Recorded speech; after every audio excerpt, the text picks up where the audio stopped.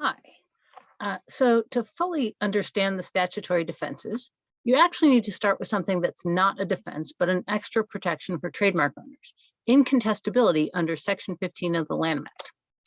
After 5 years, if there are no adverse decisions on the validity of the mark and no actions pending, the trademark owner can file an affidavit and have the registration declared incontestable. If you don't file, there are some additional protections that attach automatically to challenges in the PTO, but you get the litigation advantages only by filing a declaration. A lot of times we shorthand this as saying that the trademark is incontestable. But as one prominent trademark lawyer says, we should always say, actually, it's the registration that's incontestable. One important thing that a lot of people neglect about incontestability is the requirement that there be no adverse decisions on the validity of the mark and no actions pending. So statutory interpretation time. Suppose 20 years ago, you lost a case indicating that the purported mark lacked secondary meaning. 10 years ago, you then convinced the PTO to register the mark under 2F. Can the mark ever become incontestable? I think the answer has to be yes, because the old decision didn't relate to the registration, but rather to the common law claim. And the rationale here is easier because you could say, look, after 10 years, it actually did have secondary meaning. So we can confirm that things changed after 20 years. However, we get a different problem if we have a registration that's 25 years old. There's then a case finding descriptiveness without secondary meaning that's 15 years old, but the court never directs the PTO to cancel the mark as invalid, so it's still registered despite having been ruled not a mark. Can the mark become incontestable, or can the registration become incontestable then? I think the answer has to be no by the plain terms of the statute, but this question is actually completely unsettled. And note that your argument could still be the same, that after 15 years have passed, the mark is now a mark, and so it should be registered, but we still have this decision sitting out there saying, no, it's not a mark. The hypothetical here raises an important practical point that most courts and litigants don't know, which is, even if a court determines that a mark is invalid and that therefore a registration is invalid, if the other party hasn't requested and the court doesn't order cancellation, then the mark hasn't actually been canceled and the PTO thinks it's still a valid registration despite having been declared not a mark by a court. So multiple reported cases in the past few years have involved affidavits of incontestability that were filed during the pendency of cases about the validity of the mark.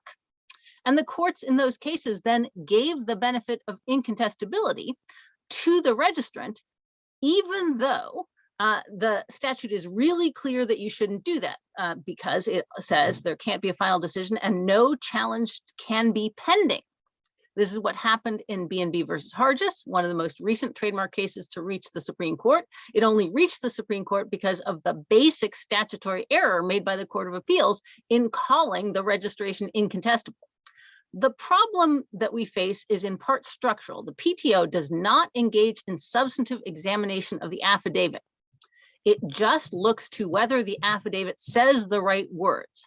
That is, the PTO's role is purely ministerial when it comes to incontestability. But courts don't understand that the fact that the PTO accepted the affidavit is not itself evidence that the other elements of the statute have been satisfied, specifically that there be no final or pending challenge to validity. And indeed, why should courts know this, since the PTO's ordinary examination of initial applications to register is substantive? So that's what they're used to. So we do have these practical problems of implementation, which might themselves call into question the desirability of having incontestability. We also have the basic policy question: what is incontestability for?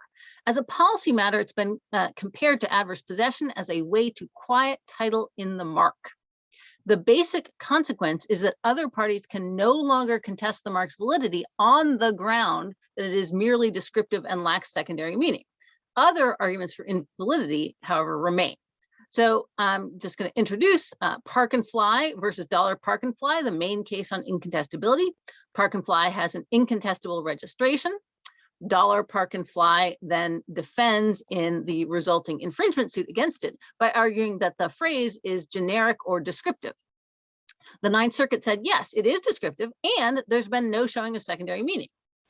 The Ninth Circuit then said, well, incontestability means that the mark can't be canceled just because it's descriptive and lacks secondary meaning. However, you still can't use it as a sword in that case. That is, Park and Fly could not enjoin Park and Fly unless it could show secondary meaning. The Supreme Court reverses, saying there's no basis in the statute for this distinction.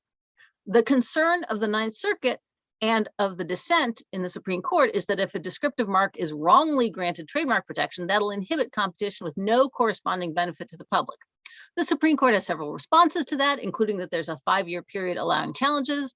Some business, they think, should act if it's really a problem. Otherwise, how do you know it's really descriptive if nobody else seems to need to use it? The Lanham Act also does say incontestability is conclusive evidence of the validity of the registered mark. So plain meaning has a role to play as well. In litigating its case against Park and Fly therefore has a protectable mark as a matter of law. That is, and take note of how weird this sounds. As a matter of law, the public recognizes the words as serving a trademark function. So it's a legal fiction at the core of what we think trademarks are. So here's the court's language. Section 15, incontestability, encourages producers to cultivate goodwill. This would be frustrated if the holder of an incontestable mark could not enjoin infringement by others, so long as those others established that the mark would not be registrable, but for its incontestable status. Okay, that sounds very persuasive. However, I want you to compare these two sentences. What is the difference between the mark would not be registrable but for its incontestable status, that is, but for the fact that a descriptiveness challenge is precluded, and the phrase, the mark lacks distinctiveness? If these sentences say the same thing, then there's a deep conceptual problem at the heart of incontestability, and we will return to this question in class. So I will see you then.